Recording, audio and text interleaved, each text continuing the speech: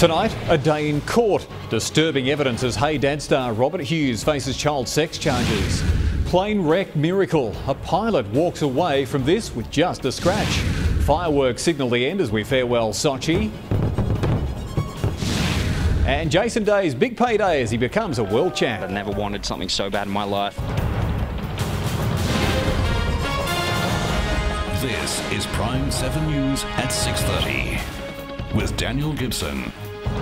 Good evening. Prime7 star Grant Denyer has today denied claims he has a serious drug problem. Denyer and his wife are accused by a magazine of going to a rehab centre in Thailand to kick a methamphetamine addiction. The couple strongly reject that allegation.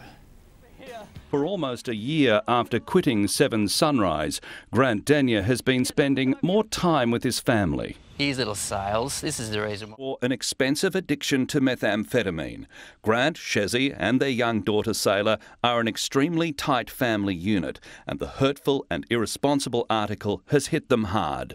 A statement from the rehab resort says the couple were being treated for work exhaustion, executive burnout, anxiety and PTSD, which resulted in a successful outcome.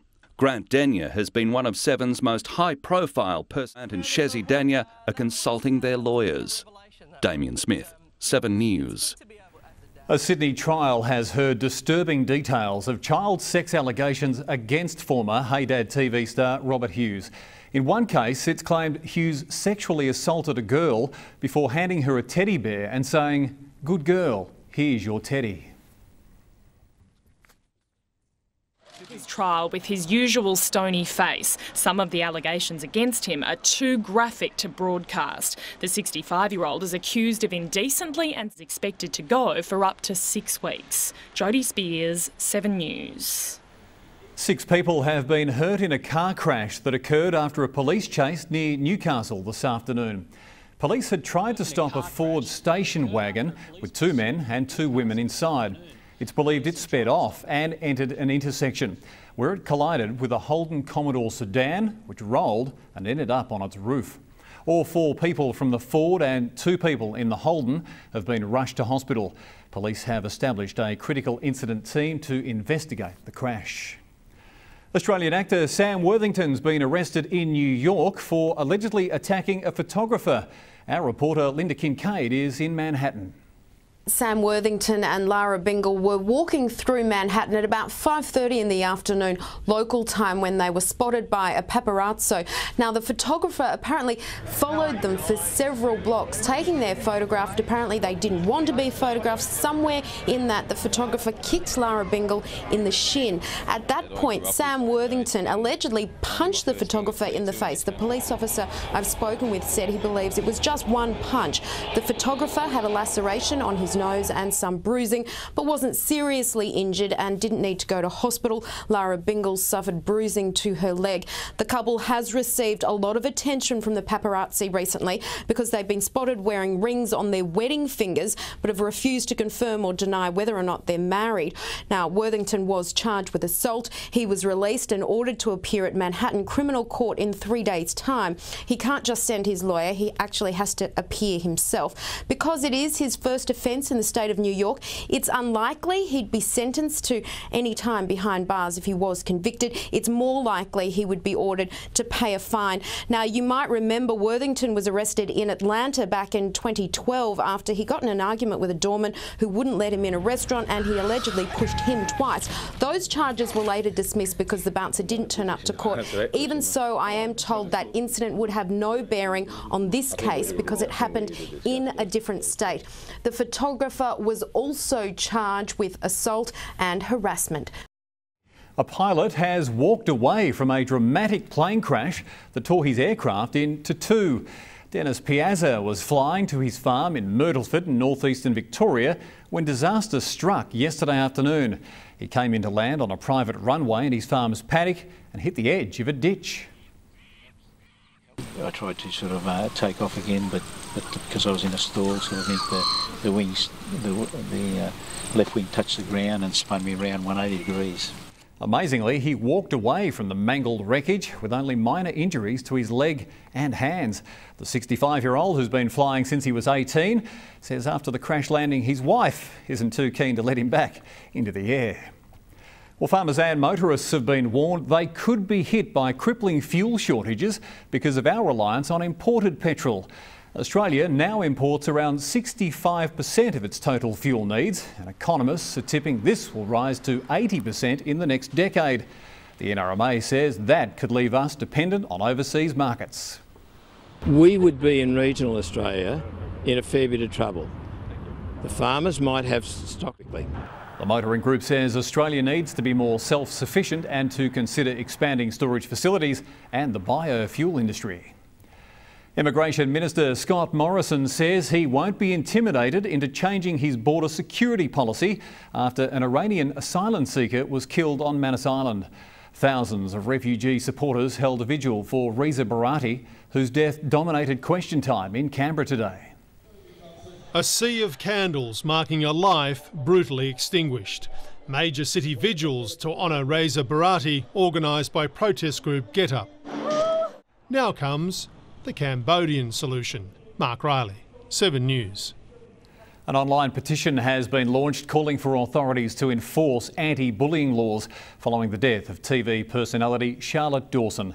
The Charlotte's Law petition has received 20,000 signatures after being launched on the internet.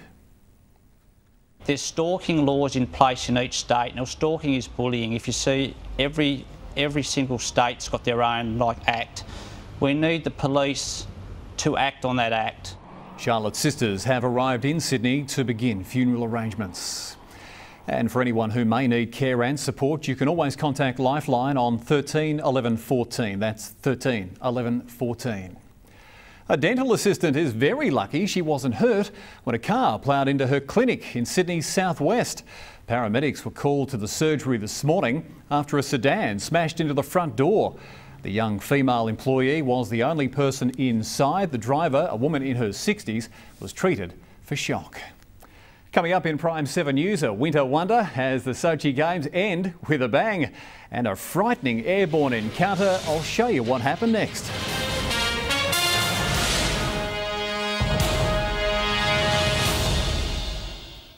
Detectives have seized a small car they believe could be linked to a fire that has destroyed a 133-year-old church in central western New South Wales.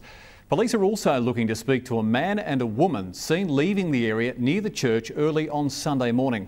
It's believed the fire at St Barnabas Anglican Church was started on purpose. When firemen arrived just after midnight Saturday, the church was engulfed in flames. Locals are devastated. As a parish, we will rebuild. Will become stronger because of this, and most of all, we'll stick together. Thailand's anti-government protests have again turned deadly with an explosion at a rally, killing 2 people. The grenade attack happened outside a shopping centre in the capital, Bangkok. A 12-year-old boy and a 40-year-old woman were killed. The explosion happened just hours after a 5-year-old girl was killed when gunmen opened fire at a protest in the country's east. A Tiger Airways flight to Melbourne has been forced to return to Adelaide after a mid-air scare. The aircraft just 5 minutes into its journey when passengers heard a loud bang and saw flames shooting from the engine. Roscoe Whalen has more from Adelaide. There were plenty of panicked passengers here in Adelaide last night on board a Tiger Air flight headed to Melbourne. Passengers say shortly after takeoff they heard a loud bang, and when they looked outside the window they saw fire coming from the aircraft. Passengers say the plane circled for a short time before touching down safely in Adelaide. Tiger Air says it only returned to Adelaide as a safety precaution, and at no stage were passengers' lives in danger. I saw flames coming out of the engine, heard the noise, saw the flames, and I thought, uh-oh. There was a loud bang, and then the plane started heading down this way a little bit and then went round in big circles, and now we're back on the ground and we don't really know what's going on. We ended up eventually landing safely, but it was quite scary not knowing while you're up there if you were going to land or not.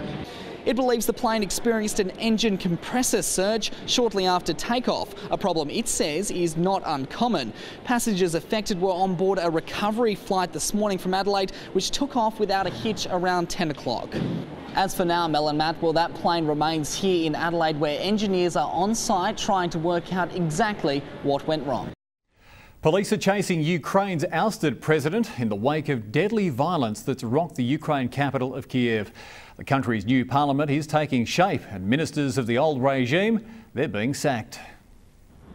On the streets of Kiev, Soviet Russian icons like this monument to the KGB are being destroyed. But the revolutionians to see where their money went has now been seized by the new government. Angela Cox, 7 News. Fashion house Dolce & Gabbana channelled a medieval fairy tale as it launched its latest autumn-winter collection in Milan. A knotted tree radiated from under the ground as snow fell and dry ice created a mystical atmosphere. The designs were simply cut with coats, jackets and dresses created with plenty of silver brocade and fur. Frocks and capes were heavily embroidered with animals and flowers as well. Now, a pilot has landed his plane safely despite a bird crashing through the windscreen. Incredible video from an onboard camera shows the large bird smash into the cockpit of a light aircraft mid-air over Florida. Somehow the pilot manages to stay in control as the impact shattered the windscreen and even knocked his glasses off. He landed safely, suffering just a minor cut on his forehead. Well, the Olympic flame has been extinguished at the Winter Games during a dazzling closing ceremony in Sochi. Now, the Russians showed off their artists, their acrobats, and as well as their lighter side too. The games are over, but for one last night, the fun continued. Even the stern-faced Russian president cracked a smile. The Russian sense of humour was on full display with this tongue-in-cheek nod to the opening ceremony's failing 5th Olympic ring. This time it opened. They can laugh now, the country is happy. Air extinguished the Olympic flame. Sochi said goodbye with a mighty bang. In Sochi, Russia, Sean Berry, 7 News. Sports on the way next. We've got that sinking feeling again. Our cricketers slumped to a huge defeat and a sensational win for Aussie golfer Jason Day. That's next.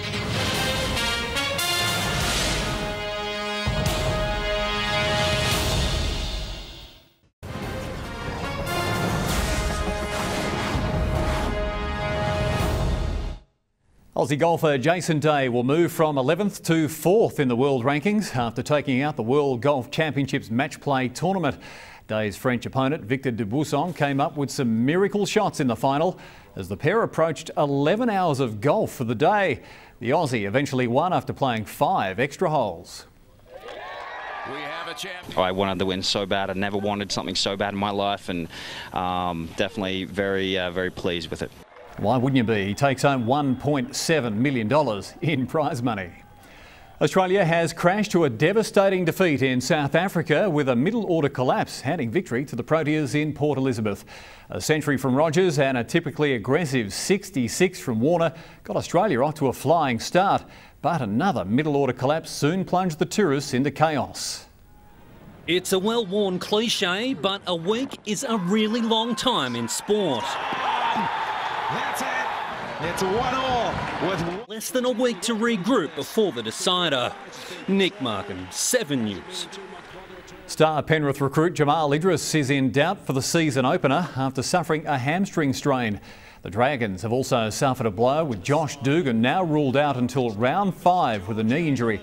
And the Brisbane Broncos have less than a fortnight to find some form after an embarrassing pre-season match in Dunedin. They went down 48-4 in their final hit-out. And that's all in your Monday Night Sports. Stay with us though, all of your weather details with Maddie right after the break.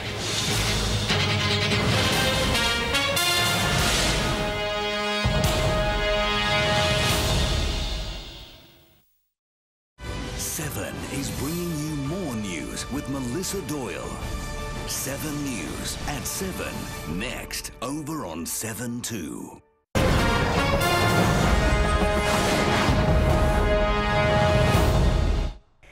Now, Not much rain to report at all across New South Wales, Victoria and South Australia in the last 24 hours. In fact, in Brisbane, there hasn't been much rain to report all summer. It's been the driest summer in Brisbane in 14 years. Inland parts of Queensland and also up in the tropics have seen a fair bit of rain, particularly over the last week or so. Perth, just 2 millimetres of rain during the whole entire summer. Let's take a look at what's happening with temperatures over the next couple of days, and it's going to cool right down in Tasmania as we hit Wednesday. Look at this.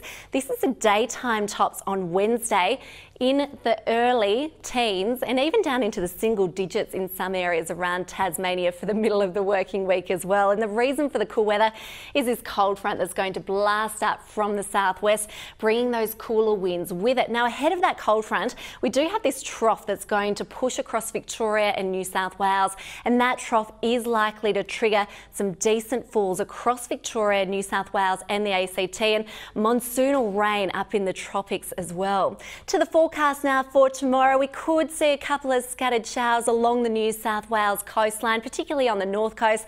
Down on the south coast, it should be mostly fine. Inverell's in for a sunny day. Griffith could see a late thunderstorm, but the rain at this stage is more likely on Wednesday and Thursday. Parkes is in for a lovely day, quite warm with a top of 32. Coonabarabran sunny and 28 degrees, and Sydney's in for a fine day with a top of 27. Dan? Thank you once again, Maddie, and that's all we've got time for tonight. We hope to see you again tomorrow for the Prime 7 News Hour from 6 o'clock. Thanks so much for your company tonight. Till tomorrow, bye for now.